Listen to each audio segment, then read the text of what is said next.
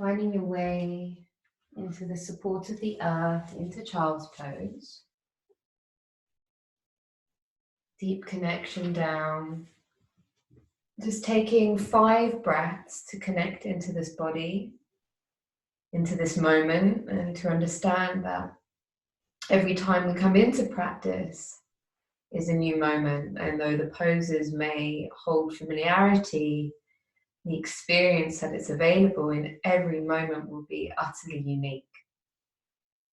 And so we open ourselves up to what is here now, releasing expectation as much as possible, and a simple curiosity, this quality of curiosity arising with 5 deep breaths.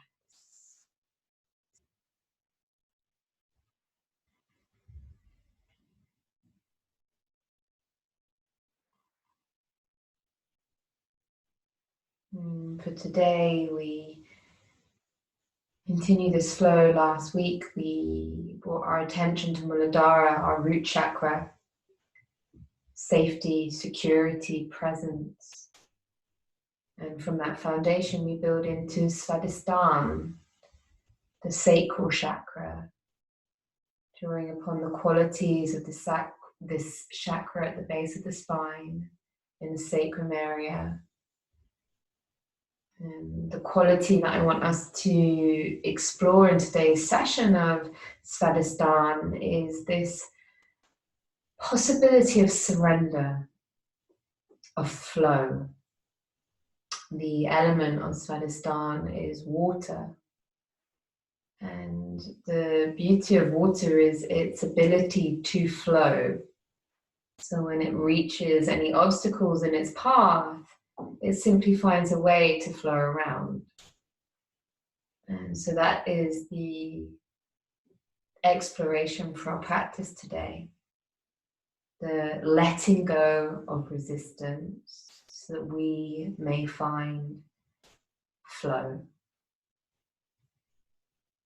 And something that feels particularly relevant right now when circumstances can feel so very imposed upon us and so very challenging in many different ways. That becomes an even more valuable area for us to bring our attention as to the ways in which we're resisting and the ways in which we can find our flow with that which is occurring. And so we're going to begin by flowing and finding this quality of flow in the body. So as you inhale, I'm going to invite you to rock yourself forwards to all fours, slowly coming into all fours, and begin to find your way with the hands beneath the shoulders, knees beneath the hips, into your cat-cow flow. So in cat-cow, as you inhale, feel tailbone lengthening and the heart extending. And as you exhale, draw the belly button up to the spine, feel the shoulder blades parting, and feel the heart soaring to the sky. Continue this flow, this familiar place of cat-cow. And once you've found that flow and familiarity, I'd like for you to start bringing your own sense of creativity, your own sense of rhythm and sharing and flowing into the pose. So what would water feel like in your body right now? There's no right, wrong.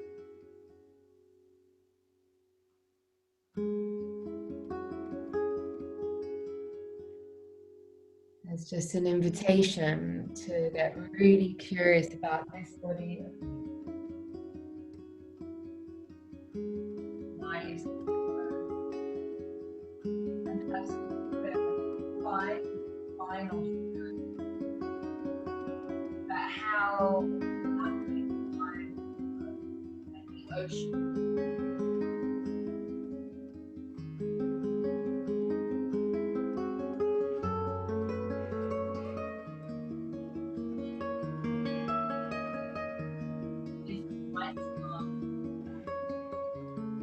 chest. Going on to the top of the head. Given the sign.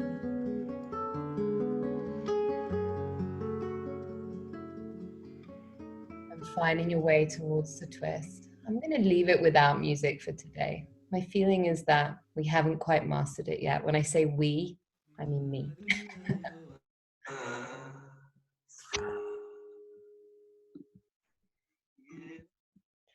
So finding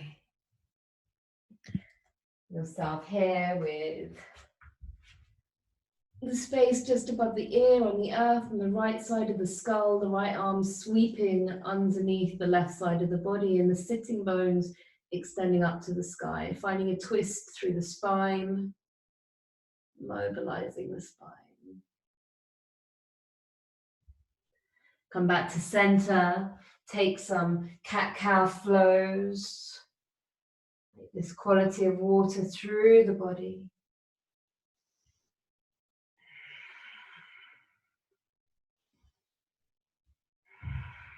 And then from here, lift the left arm, weave it underneath the right side of the body, the palm on the left side facing up, coming to rest on the space above the left ear, making sure you're not collapsing into the neck. So keep the neck nice and long and active, and find your way into this twist, sitting bones extending up, and then the twist coming through the spine with the sacrum nice and stable.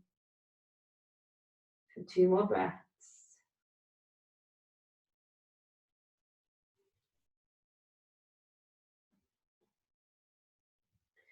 And weaving, finding your way to all fours and sinking yourself back into child's pose. As you inhale, use the whole length of the inhale to rock forward so slowly to all fours. And as you tuck your toes, exhale and use the whole exhale to find your way to downward dog. And now keep this flow like the waves moving through your body. Inhale, all fours. Exhale, child's pose. Inhale, all fours. Curling, rising, tuck toes. Exhale, downward dog. Keeping this flow, continuing in your own rhythm, your own pace, using the whole breath as you transition between these poses. Finding this quality of fluid movement, this sense of freedom or a willingness to explore what freedom, fluidity, and water might look like and be experienced as in the body. There's no right or wrong. And as you slow down more and more, have a sense of almost unwinding, allowing the whole tempo of your inner space to slow down, bringing the body and the mind into the same moment, this moment. On your next exhale, find your way towards downward dog, meeting all in downward dog. And extending the right leg back behind you. Inhale. And as you exhale, bring that right knee in towards the right wrist. Right ankle moving up towards the left wrist, moving towards a pigeon pose. Look back behind you. Check that the left leg isn't splaying wide. You want it to extend back directly behind you. And then you want to find a place where if the right sitting bone is off the earth, you can support it. Maybe you can bring a cushion underneath it so you can keep the sacrum nice and flat. And from here, inhale, lengthen, and exhale, begin to fold. Inhale, lengthen, and exhale, begin to fold. Maybe coming to your forearms. If there's any pain in your knees, or if you're keeping any knee injuries safe, then the alternative pose for this is to lie on your back with your right ankle crossing over your left thigh, taking thread the needle. Otherwise, slowly melting yourself down, down, in towards your pigeon pose. I'm going to be here for a few minutes.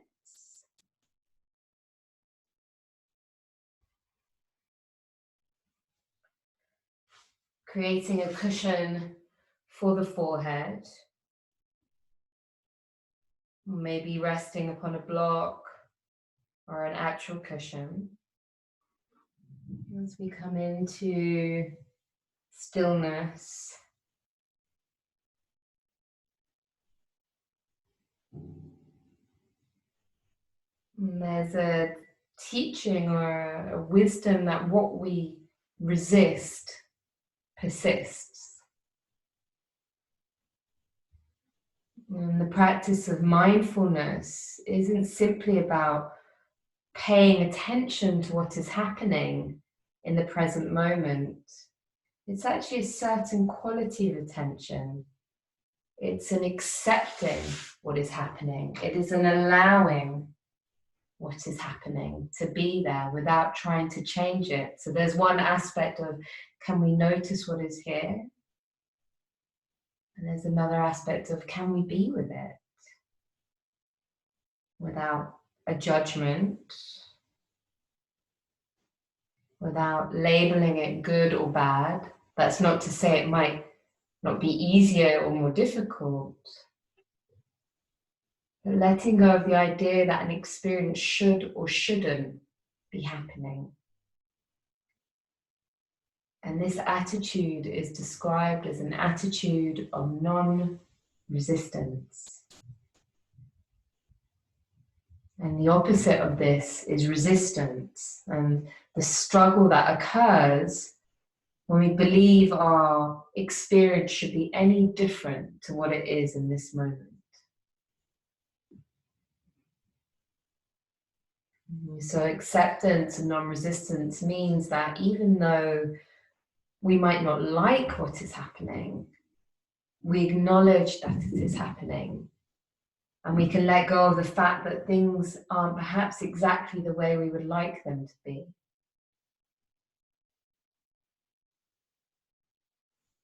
And how do we know when we're in resistance? Our body so often will let us know. That feeling of constriction, of contraction, a sense of physical tension. When we're so busy planning, understanding, fixing our analytical parts becoming very active.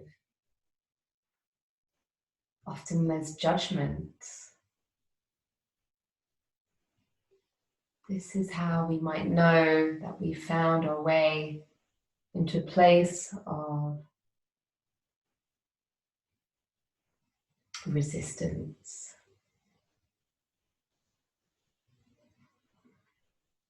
And the reality is, when we resist something, it doesn't generally mean that it goes away.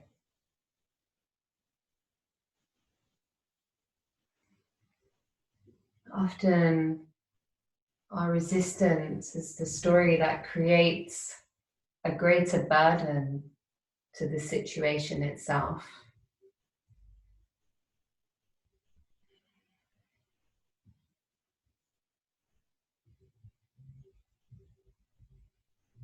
It's said that pain, when met with resistance, is the definition of suffering. And so today, as we explore this quality of water, of surrender and non-resistance, we can think about how this might be arising in our lives in this moment, how this might feel relevant, helpful to us.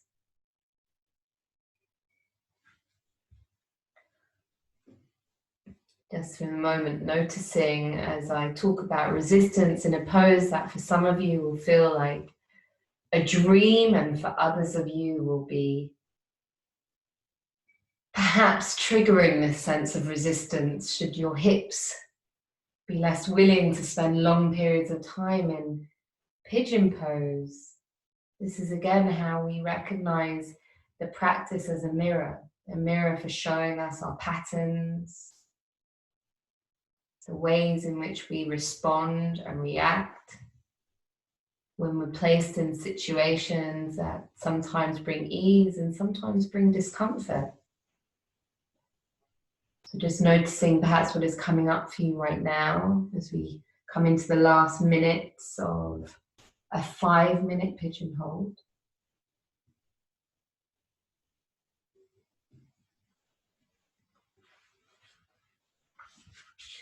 From here, gently, ever so slowly beginning to walk the hands back, lifting through the spine. And take a moment to stretch the sternum, lifting up towards the sky, the chest lifting, opening up through the body. And then removing anything that you might have propping beneath the right side and sweeping the left foot and the left leg forward in front of you. From here, you're going to find the sole of the right foot on the inside of the left thigh. You might have a prop supporting your right knee. And take the right hand and bring it to the outside of the left leg. It might be on the thigh, it might be on the calf. Take the left hand out to the side, and as you inhale, lengthen, long, long, long. And as you exhale, begin to fold. And as you fold, use that right hand to draw you into what feels almost like a little twist to bring the torso towards that left leg. Find your edge in this pose. So by the edge, find as far as you can go in a very active version of the pose. And now turn the palms to the sky. Bend the elbows so that you let go of the sense of reaching. And now relax the spine. Relax the spine so it begins to curl somewhat. The head can begin to just gently rest forward if there's no problems with the neck. Otherwise, keep the chest slightly lifted. It might be that you stay here. It might be that you bring yourself into a prop, a support for the forehead. Perhaps a brick, perhaps a cushion. Finding the option that feels optimal in your body for this sense of surrender. And taking 3 deep inhales, and with each exhale, breathing out through the mouth like a sigh.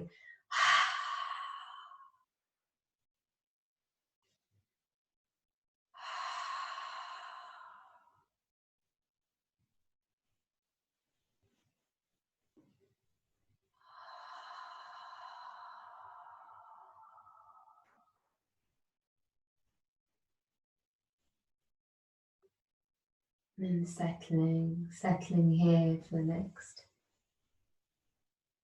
few minutes in this yin pose, forward bend, surrendering, releasing resistance. And often in yin, the resistance can arise as the physical body begins to meet the challenge of the pose. You might find the resistance arising in the mind. The resistance to being here, the resistance wondering how soon until it's done, the resistance coming from the desire to leave and move on to the next thing.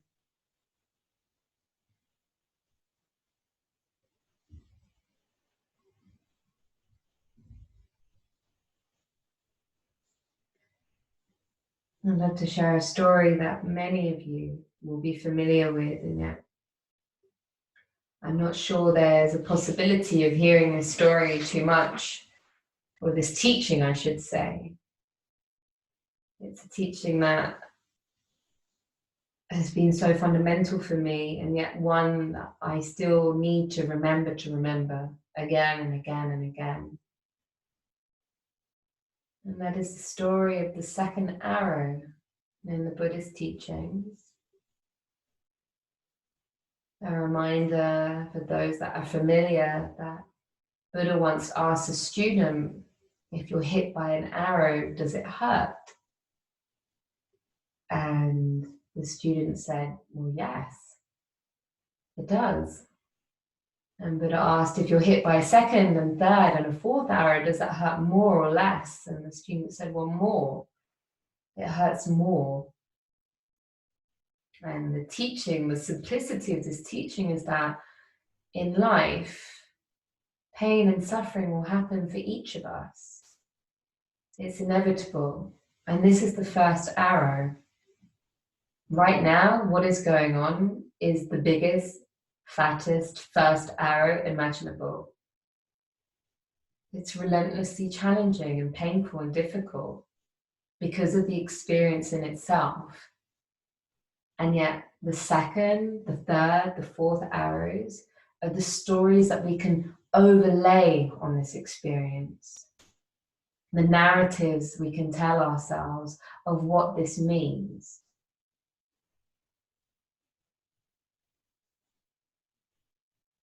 And I can think of an example which feels quite vulnerable to share, but that means that it might be helpful to share it. And in the first week, for me, I really recognized, not straight away, these arrows in place as I was on lockdown and on my own, and I was sick. All of those things on their own were first arrows. All of those things were challenging, and they were things beyond my control and things that were difficult to handle, but part of the reality at that moment. That in itself was enough. But how did this experience become more painful? Gently beginning to rise ever so slowly, ever so slowly. And then from here, lifting up the right foot, or rather the right knee, and placing the right foot on the outside of the left thigh. And for here, you might find you want to be sitting up upon something. So you might be sitting, propping yourself up on a blanket or on a cushion or a block. And either you can stay here with the left leg straight and the right foot on the floor with the knee bent. Otherwise, you might find that you can also bend your left leg. So at this point, you're going to find the left heel of the foot in towards the right buttock, and then the right sole of the foot on the earth. And you want to make sure both sitting bones are on the earth, so you can have a nice strong spine. From here, hands can rise up, and then we can come towards a twist. Take the right hand back behind you. And because we're coming to more yin, I find just having the left arm nice and straight to create a hook and anchor is an easy position to settle into. From here, again, imagine that fluid through the spine, lengthening through the crown, and twisting. The eyes can soften once again once you've found yourself in the place that honors your body. So back to my story of woe about week 1. There I was, sick on my own, suffering that enough. And then all the stories started to come in. All the stories about what that meant about me. They sounded a bit like this. I'm 40 years old. I'm all on my own. What's wrong with me? Everyone else is with someone else. I'm laughing. They're very painful thoughts to have. Those are the second arrows, the third arrows, the fourth arrows, the beliefs, the stories, the narratives. They come from parts of us that aren't founded in reality and truth. And they add suffering to our moments that might already be painful enough. And so often this is true as humans of us, that it's the way in which we relate to that which is going on. It's what we believe it means about us or a situation that can bring such an extension to the suffering that we might experience.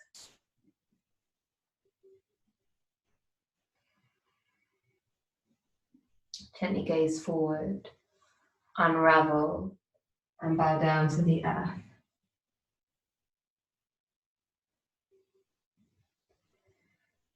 You might then just cross your legs and allow yourself to rock forwards and find your way to child's pose. Take a wide knee child's pose, big toes together, knees wide, and sink yourself back. Head coming down towards the earth.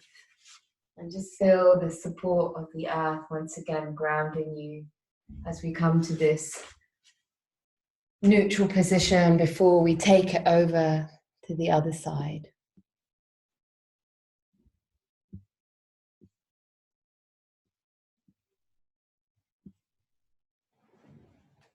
And we're going to come back and repeat this flow to the opposite side. So for those that just joined, you've just completed one side of the flow.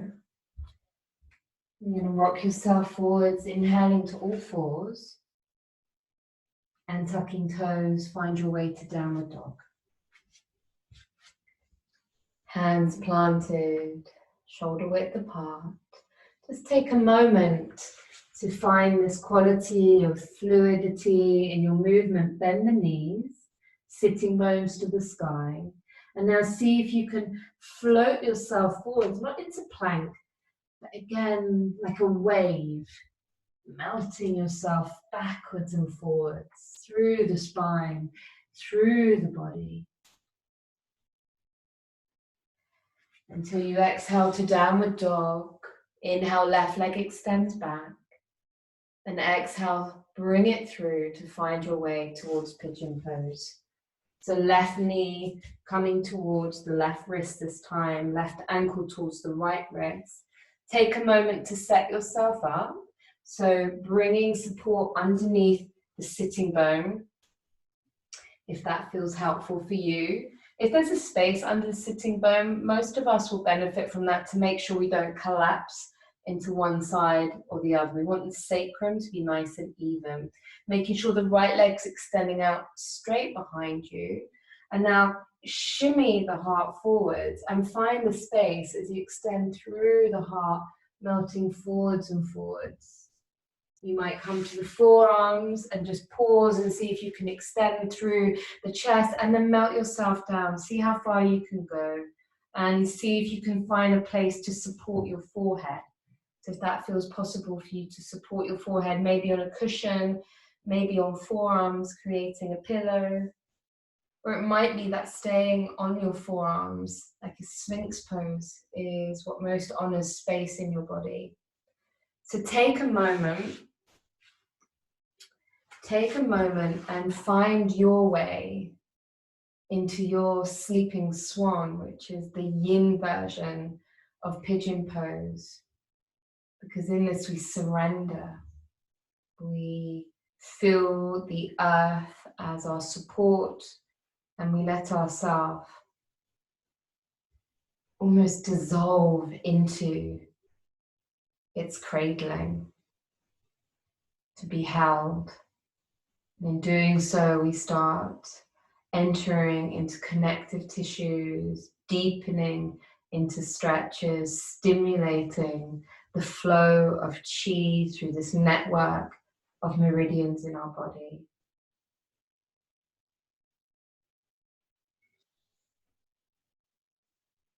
And so with this tail of the second arrow, and understanding that so much of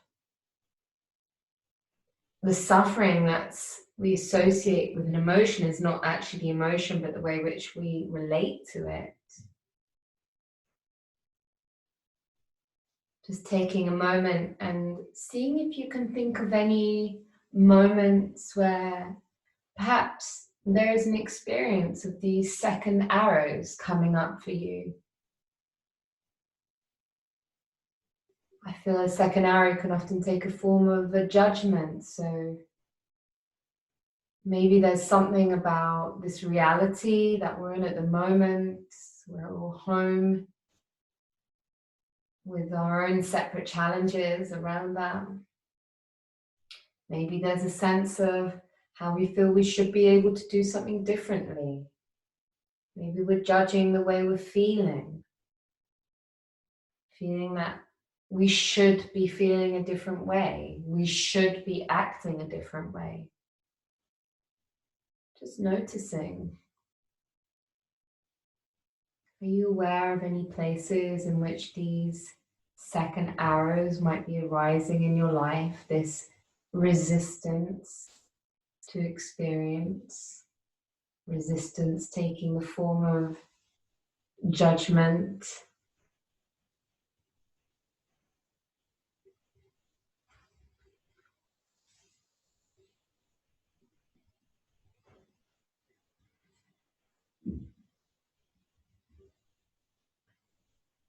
What we feel, or rather what we can feel, is what we can heal.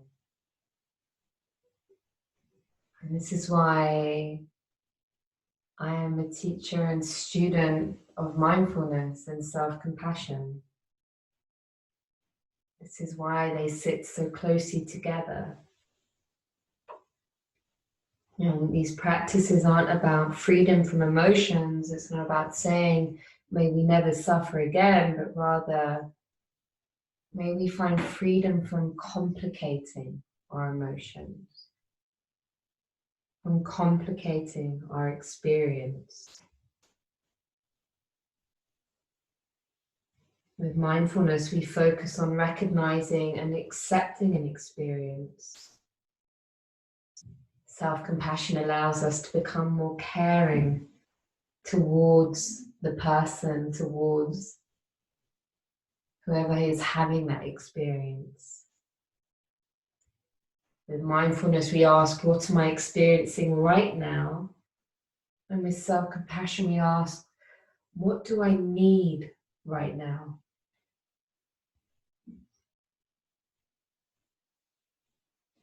What do I need right now?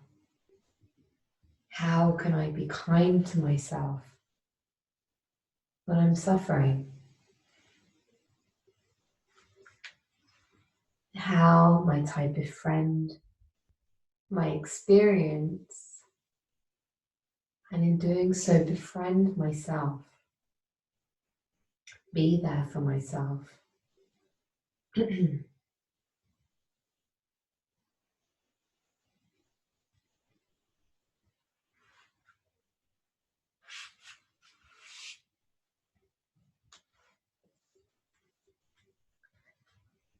Ever so gently beginning to rise up,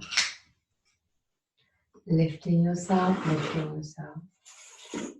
and then removing any props from beneath the left side of the body before you sweep the leg forwards. Bring the left sole of the foot into the right inner thigh, supporting knees as necessary. So I have my left knee supported with a brick, left hands coming to the outside edge of the right thigh or the right leg, and use that as you fold forward to create a twist to support the spine facing towards the right toes. And then see when you can get to your edge.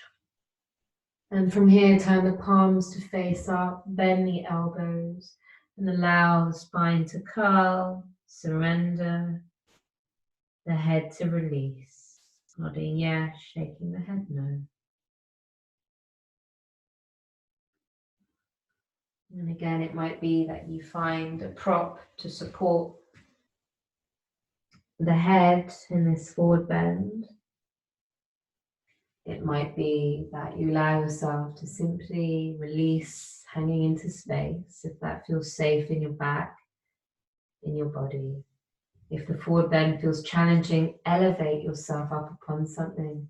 And you might even prop something underneath that straightened leg to bend it slightly, giving you a little bit more space.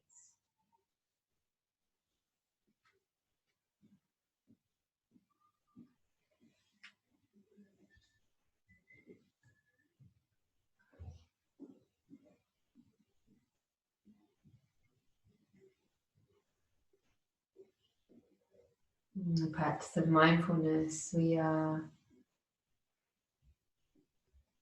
learning how to simply welcome all experiences, to release this resistance, to become deeply curious. What is here now? How is it now? And to notice how we're reacting, responding within to whatever that stimulus may be. Remembering the quote, between stimulus and response, there is a space. So rather than being in the experience, in reactivity, we can become witness. And in witnessing what is here, we can welcome. And in welcoming, we give energy to this experience to shift and change. What we resist persists.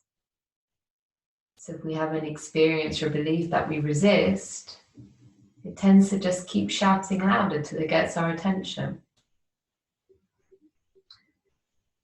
What's really fascinating about this practice is when we bring our attention to experience fully without trying to change it, and with the possibility of compassion, is the way in which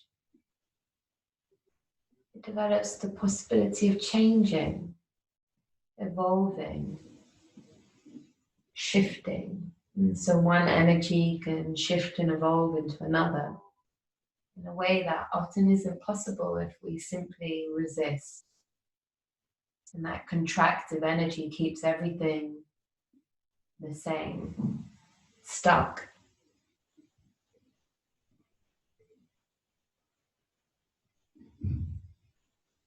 And the Chodron says that through spiritual practice, we're learning to make friends with ourselves, our life, at the most profound level possible. We befriend our experience, and in doing so ourselves, when rather than resisting our experience, we open our hearts and willingly invite everything in.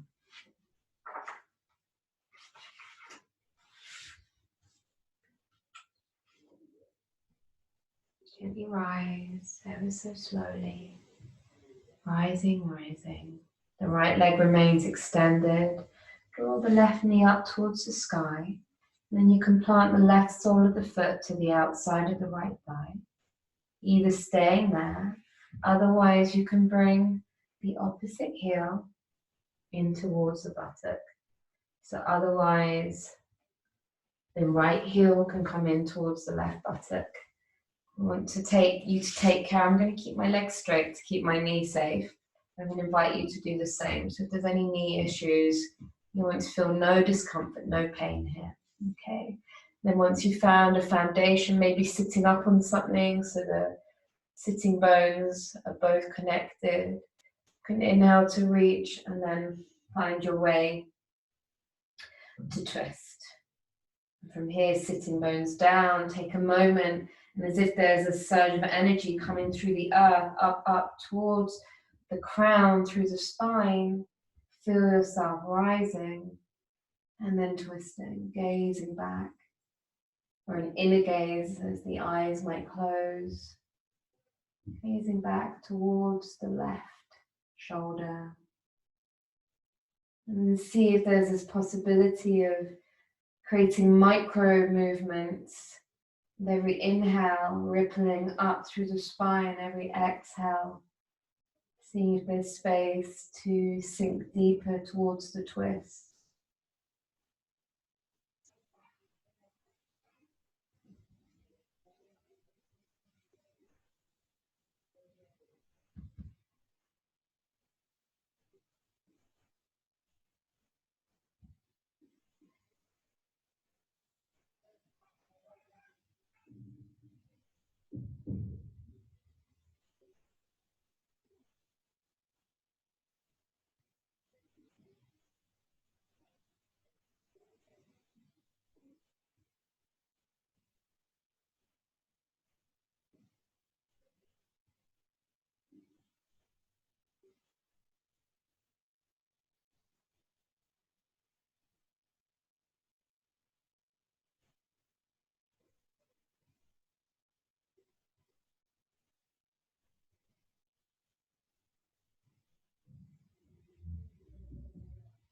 Gaze forward, unravel, and bow down to the earth.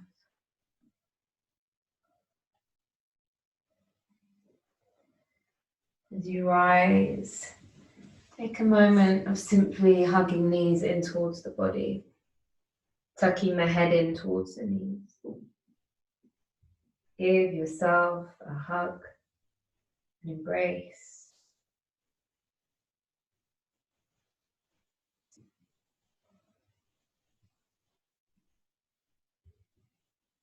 Releasing, bringing soles of the feet together.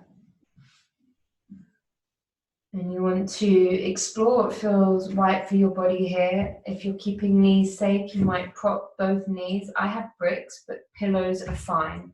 You can use pillows, cushions to prop underneath the knees if you're keeping them safe.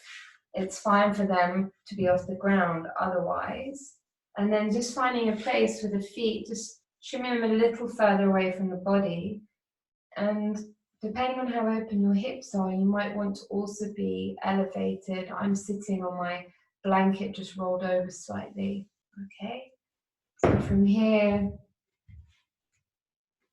set yourself up and then begin to curl the spine forwards. To curl and release the spine forwards. And go really slowly here. Slow it right down, because you want to attune to your body and what feels safe and supportive for your body. And at the last moment, once the spine has surrendered and maybe you found your edge, you might let the head just also relax forwards. Remember, if you're keeping the neck safe, just lift the chest slightly, activate the chest lifting, and that will prop the neck. You can also bring a prop and support your forehead.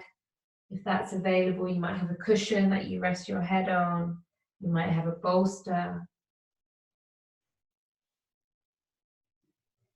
And I'd like to just invite you to start noticing the count of your inhale breath.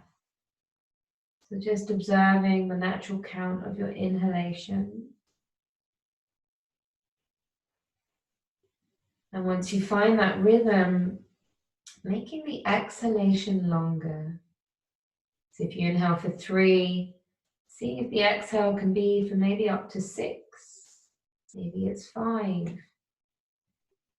But finding a steady count for the inhale and a steady longer count for the exhale. The exhale is the breath that calms our nervous system. It lets it know that we're safe.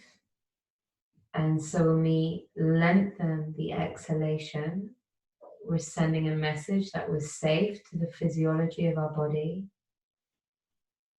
And the nervous system is able to move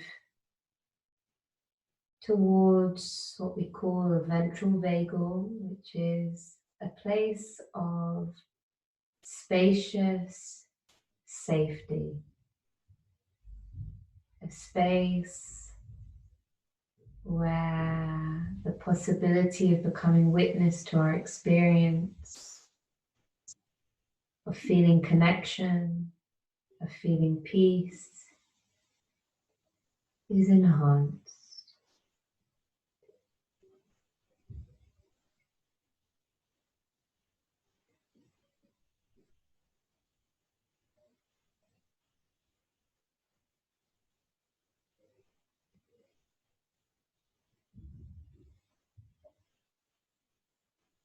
So know that every gift of an extended exhalation that you're offering yourself is like the sweetest embrace for the very cells of your being. As you express this quality of peace, of safety.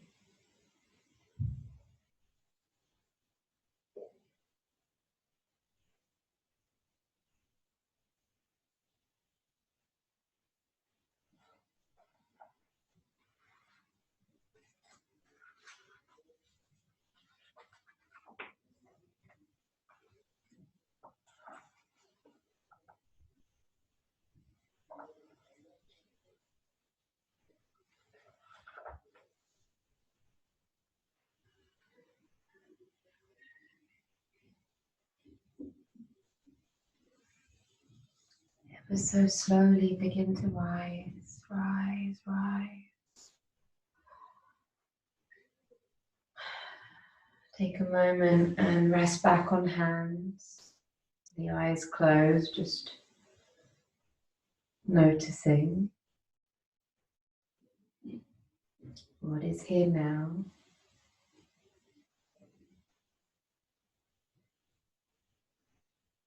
Rising and draw the knees together, finding an embrace, a hug.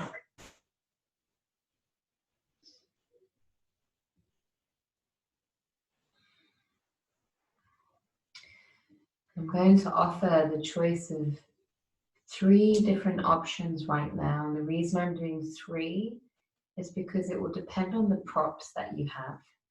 Okay, so if you don't have many props or any props, I'm going to suggest you come into Shavasana. Okay, so coming into Shavasana, relaxation pose, lying palms out, feet that distance apart. Otherwise, if you have a couple of thick bricks, or rather books or a brick, you're going to set yourself up in a bridge pose, feet hip distance apart, ankles beneath the knees, and you're going to come onto the lowest level. It's really important, it's the lowest level of your brick here. Okay. And again, the arms are going to come out wide. And this is a great nervous system calmer. So this might be one pose. Otherwise, for those that have the props to do so, I'm going to ask you to set up for a reclined goddess pose. So for this, you would have bricks or support. Sometimes it works just to have pillows this way and then to cross another pillow like this. So you can do this in bed, just so you know. Pillows one way and pillows this way. And you're going to come and bring the sitting bone, or rather the tailbone, up towards the base of the bolster. Keep a little bit of space there so you don't overarch in the lower back. And then use your arm to lower yourself down as you come to lie on the bolster. Okay, positions for legs, you might be in Shavasana. You might return to a supta, a reclined Baddha Konasana, with the knees supported. Or if you're keeping the low back safe, you might take the feet mat distance apart and rest knees together. But in all of these poses, I really want you to consider, can you see this draping, this opening of my chest? So that's deeply opening here. But also in the bridge pose, you have the opening. In Shavasana, this surrendering that comes from releasing the arms away from the body. So take some moments to choose your option. And the key here is to find a pose that feels very nurturing. We're going to be here for at least 5 minutes, maybe longer, as I guide us through meditation. So you want to feel very secure and stable and held. You want to be warm and comfortable. You're so deserving of whatever extra little touches and actions it might take to make this the most supportive, comfortable pose you can imagine. So wherever you are now, see if there's anything you can do to make it even 5% more comfortable.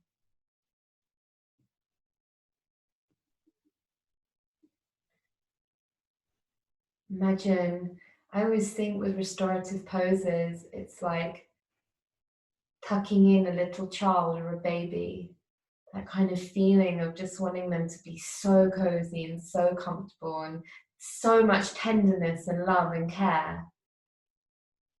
And bringing that same quality to ourselves. So once you've done that, beginning to settle and find your way back to that longer exhale of the breath. So you may continue to send this expression of safety, of self-energy, to soothe the parts of you that might be agitated, the parts of you that might feel heavy, bringing this spacious awareness to the whole system.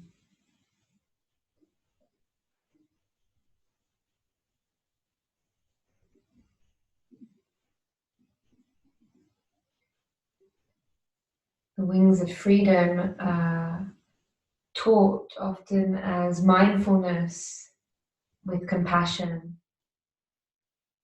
Mindfulness, the quality of awareness, that recognizing exactly what is happening in our moment-to-moment experience. Compassion, our capacity to relate to what is happening in a tender and sympathetic way to whatever it is that we perceive. So that compassion can also be relating to the judgment in a compassionate way.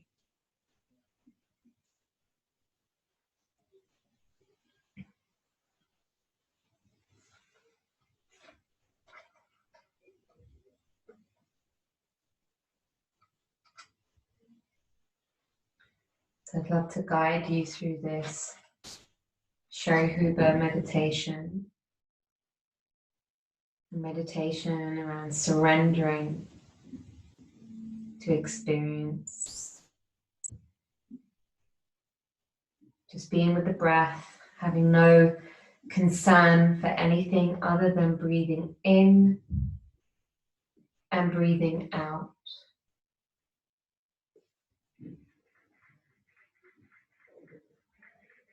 Spend some moments just checking in with your body,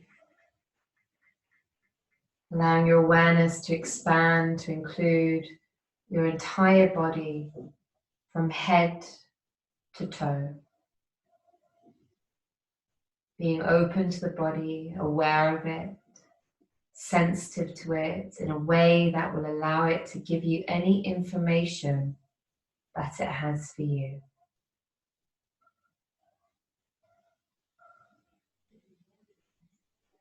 Taking another long deep breath, shift your awareness to what you're feeling, to your emotions. Once again, being open, being available.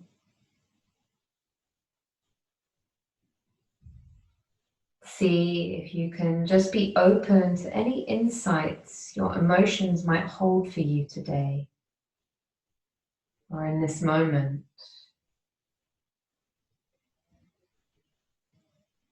Another deep breath. And now allow your awareness to expand to include your mind. Not trying to change anything, improve anything, just noticing.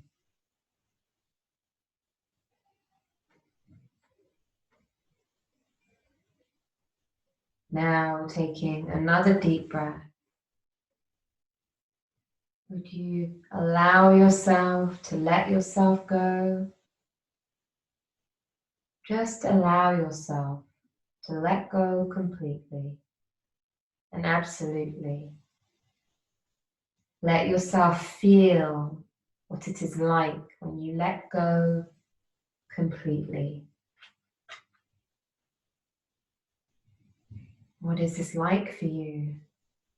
Is it like laughing, dancing, running? Perhaps as you let go, you might become aware that there's something that stops you from letting go completely. Just noticing.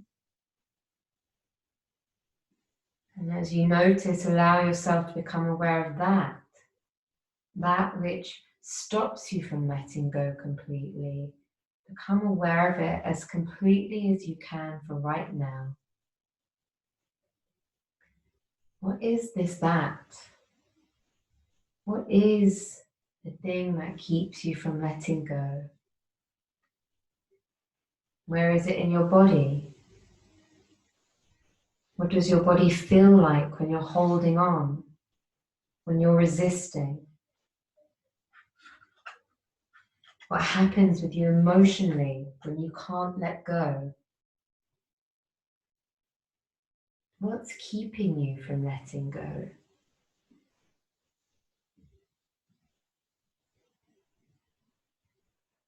And how does your mind keep you from letting go? And when you get a sense of this, just see if you can simply acknowledge it and thank it. Thank it for taking care of you and protecting you in the way that it does. Understanding that which prevents us from truly letting go can only be a protector within us, doing the best it can with the information that it has to protect us.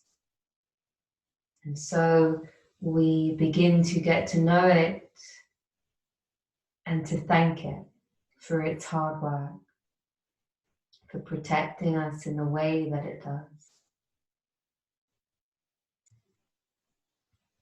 Once again, take a nice deep breath in and let go. Just feel yourself let go. No restraint, no concern, relaxing completely. Absolute faith. How does this feel? Is it calm? Is it peaceful? Letting go utterly. See if you can take it to an even deeper level. If you run into something that stops you from letting go, once again, see if you can just acknowledge it. Allow it. Simply breathing in, breathing out. Nothing separating you from all that is. Whatever you encounter that feels like a barrier to letting go, seeing if you can reframe this with a curiosity of, in what way is this part protecting me? What is the fear of what might happen if I let go completely? And finding thanks for this system each of us have that has evolved in its own sweet way to support us the best way it currently knows how to.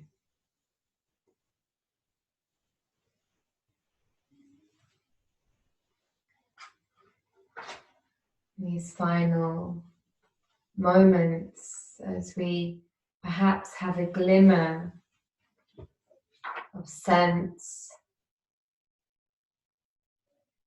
of this system, these parts, maybe a gentle breath of thank you. Thank you. Thank you for all that you do.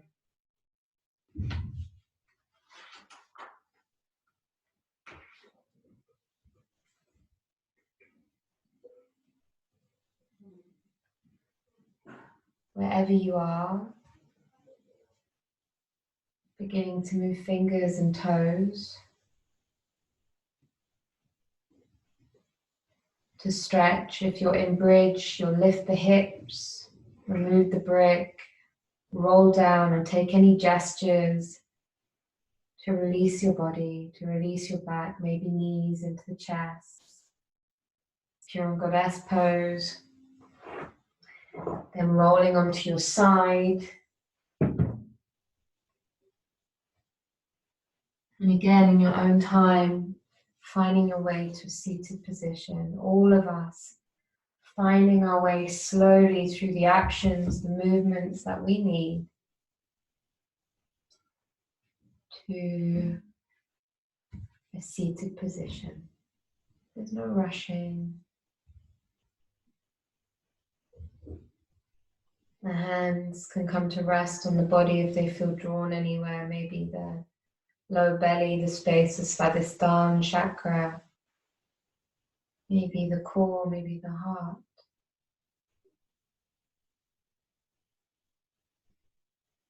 And a final reading, one that so many of you will know so well, and yet, again, every time seems to bring comfort.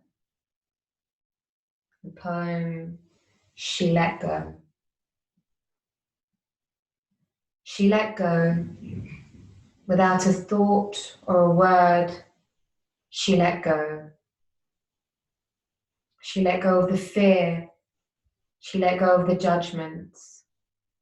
She let go of the confluence of opinions swarming around her head. She let go of the committee of indecision within her. She let go of all the right reasons wholly and completely, without hesitation or worry. She just let go. She didn't ask anyone for advice. She didn't read a book on how to let go. She didn't search the scriptures. She just let go.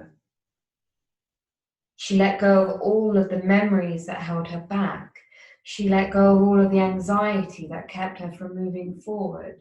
She let go of the planning and all of the calculations about how to do it just right. She didn't promise to let go. She didn't journal about it. She didn't write the projected date in her day timer. She made no public announcement and put no ad in the paper. She didn't check the weather report or read her daily horoscope. She just let go. She didn't analyze whether she should let go. She didn't call her friends to discuss the matter. She didn't do a 5-step spiritual mind treatment. She didn't call the prayer line. She didn't utter one word. She just let go. No one was around when it happened. There was no applause nor congratulations. No one thanked her or praised her. No one noticed a thing.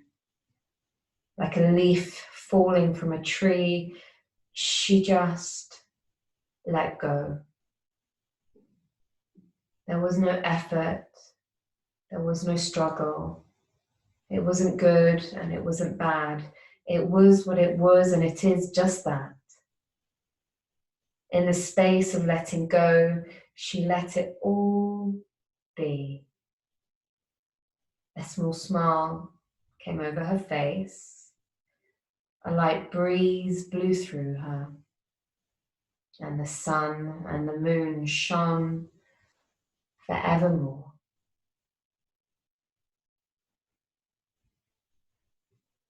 Bring hands in prayer to the heart and join me for the sound of an Om. A very quiet Om followed by 3 Shantis with this message, this desire for peace, peace, peace for all.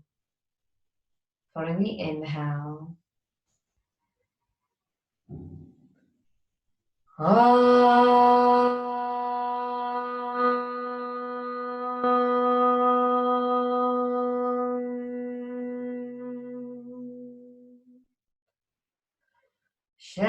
Shanti, Shanti, Shanti.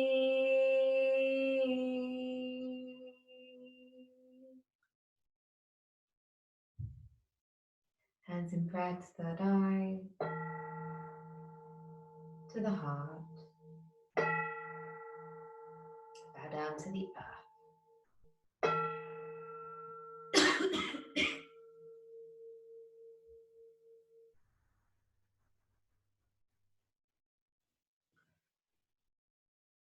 Gently rising, namaste. All that is light in me recognizes and bows down to all that is light in each of you. Thank you so much.